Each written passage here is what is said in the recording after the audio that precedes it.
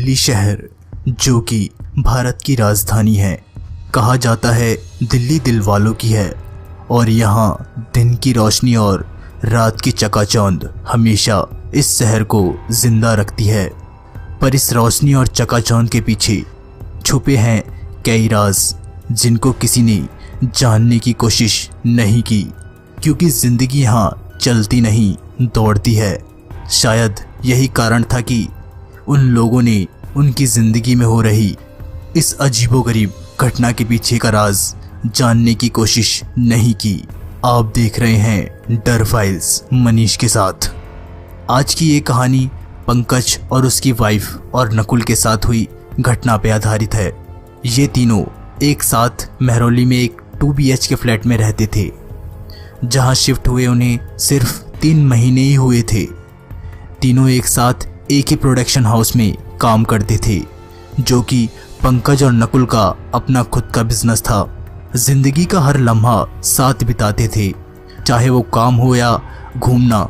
लेकिन हर दिन सुबह 5 बजे अपने ऑफिस जाने के लिए जब वो उठते थे तो पूरे घर की लाइट ऑन मिलती थी। फिर एक दूसरे से सवाल जवाब करने से एक ही नतीजा निकलता था कि उन तीनों में से किसी ने भी लाइट ऑन नहीं की। इस अजीब घटना की शुरुआत आज से 3 महीने पहले हुई थी। उन्होंने ये बात किसी को भी नहीं बताई। उन्हें ये डर था कि शायद उनके दोस्त उनका मजाक बनाएंगे।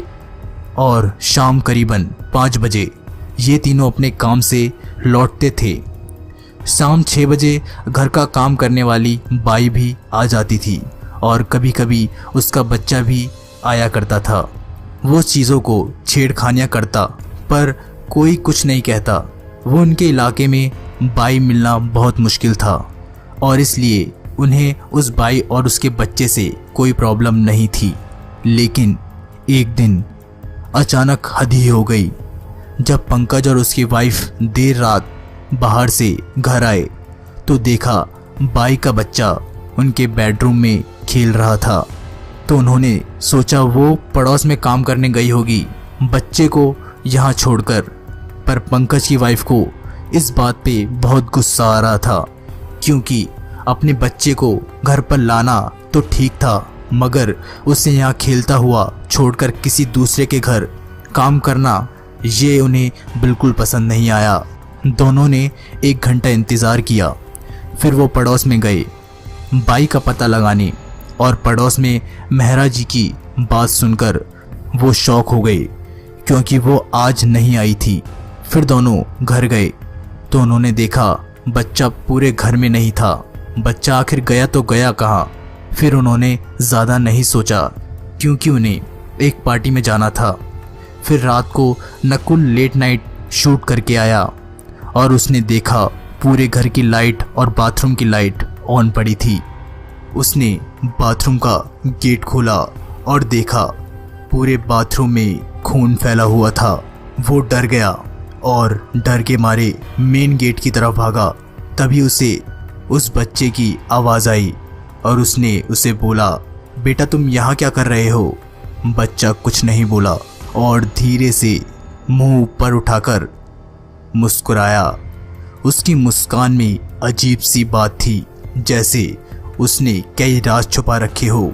वो डर के मारे बाहर निकल गया और पंकज और उसकी वाइफ को भी बुला लिया। फिर वो तीनों एक साथ डरे डरे अंदर आए। अब रात के करीब 12 बज रहे थे। उन्हें किसी भी तरह ये रात काटनी थी सुबह तक। फिर पंकज ने मकान मालिक को कॉल मिलाया और सारी बात बताई। तब मकान मालिक ने उसे बताया कि कुछ साल पहले यहाँ एक परिवार रहा करता था, जिसमें पति पत्नी और एक बच्चा था। कर्ज के बोझ होने के कारण पहले उसने अपनी बीवी बच्चों को मारा, फिर खुद मर गया। ये सब जानने के बाद वहाँ रहना तो दूर, वहाँ एक पल गुजारना भी मुश्किल था। फिर जैसे तैसे उन्होंने रात गुजारी और अगले दिन जब काम वाली बाई घर आई तो तीनों ने उससे एक ही सवाल पूछा, तुम्हारा बेटा नहीं आया? फिर वो बाई 1 मिनट चुप रही।